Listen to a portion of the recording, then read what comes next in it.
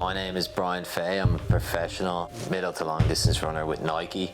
I'm the Irish record holder in the 5,000 metres and I've just recently qualified for the Olympics, so hopefully soon to be an Olympian.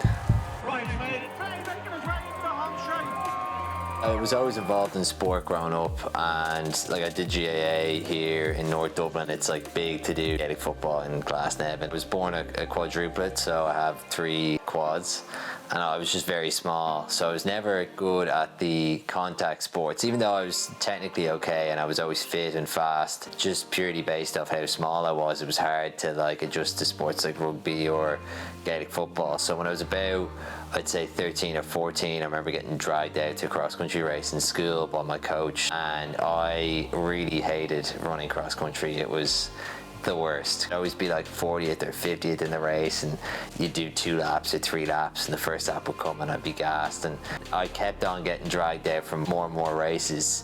And then when I was about 16, maybe I started taking it a little bit more serious. I dropped all my other interests in sports and I just started to do well at it in a few races and get a little bit better, and then you get a little bit confident. When I was about 17, Ronan Duggan was very encouraging of me to train, and he brought me out to do an 800 metres down in Irishtown around 1:58, and that race was probably a big breakthrough for me. I was like, oh, this is class. I thought, I was like, maybe I'll actually give this a go and try and make something of myself. I've started training 6 days a week, listening to Ronan a little bit more, and then subsequently made my first Irish team. Going from there, I transitioned into college in Dublin City University with Phelim Kelly, who is my current coach now. And that first year in college, I made a massive jump where I went from being a very good schoolboy athlete to being quite a good national athlete at a senior level. From there, everything kind of just spiraled. I was fortunate enough to be brought out on a scholarship to the University of Washington. Subsequently, the program grew to probably be one of the best middle distance programs in the country, and my running shot off from there. I had ran really well my first year, and then in my second year, again, very well. Going to America was one thing I never really considered when I was 18, leaving secondary school, because I wasn't really good enough to get a scholarship at the time, and it was something that piqued my interest. Certainly as a 22-year-old, it was a great opportunity for me to have that exposure out in America, and just live in Seattle was really fun, so that was good crack.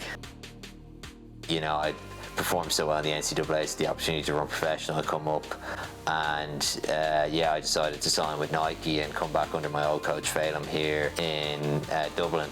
And from there, I again just slingshotted forward. I signed with Nike back in July. It came about just after I left the NCAAs in June. My agent Nick Bideau set up the contract with Nike, which was great. I'm absolutely buzzing to sign with Nike. I think they're the best shoes in the game and have been for so many years. They've kind of just revolutionized distance running by a mile.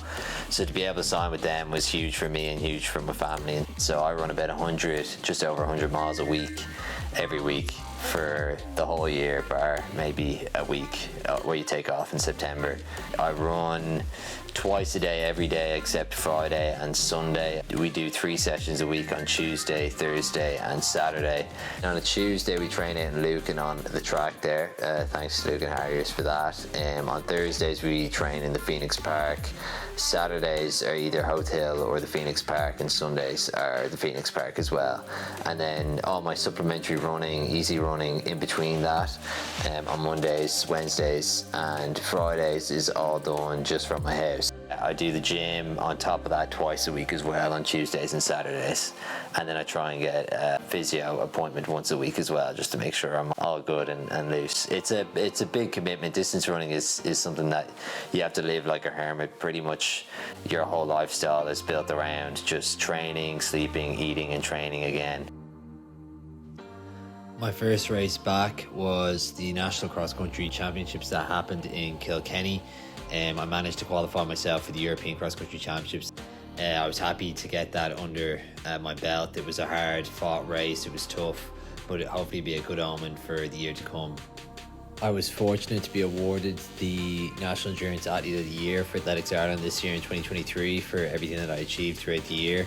I think it was a great thing to achieve such a high honour, especially in the endurance events of the 3K up to the marathon. But yeah, I think it showcases the year, the breakthrough that I had this year. But yeah, it was absolutely buzzing. My biggest achievement in the sport is breaking the national record in the 5,000 meters and subsequently qualifying for the Olympics. So I did it in this July just past in Belgium in a meet called Houston Zolder, and it was my first race as a professional athlete with Nike. Coming into the race, I thought I was relatively fit, but I didn't think I was going to run anything out of this world qualifying standard for the World Championships, which just happened in August, was 13:07, and the Olympic qualifying time was 13:05. And I didn't think I was going to run either of them, but I thought I'd be able to run maybe 13:10 or 13:15. In your head, you're going in being like, okay, I just got to try and keep up. Maybe a K to run, I knew I was on for something good, so I was like, I just need to grind out 2.5 laps, and then with 1 lap to run, I looked at the clock and I saw 12:06, and I knew if I could close in sub 60 seconds for the last 400, I'd be in and around the realms of a national record. And at the time, in the moment, I wasn't thinking about Olympic standard or world standard or anything, and I just closed really hard. Subsequently ran 13:01, which was a national record by 2 seconds, and then everything hits you that you're like, oh, I've qualified for the Olympics, I qualified for the Worlds, which is great. And I never made a major outdoor championship, so to be able to come in and qualify for both in one race was unbelievable. I think in our sport, the Olympics is such a big deal. It was on Cloud9, it was euphoric, and me and my coach were celebrating afterwards, and I think everyone was looking at us like, who are those guys, because it's such a secluded atmosphere. But it was a great moment.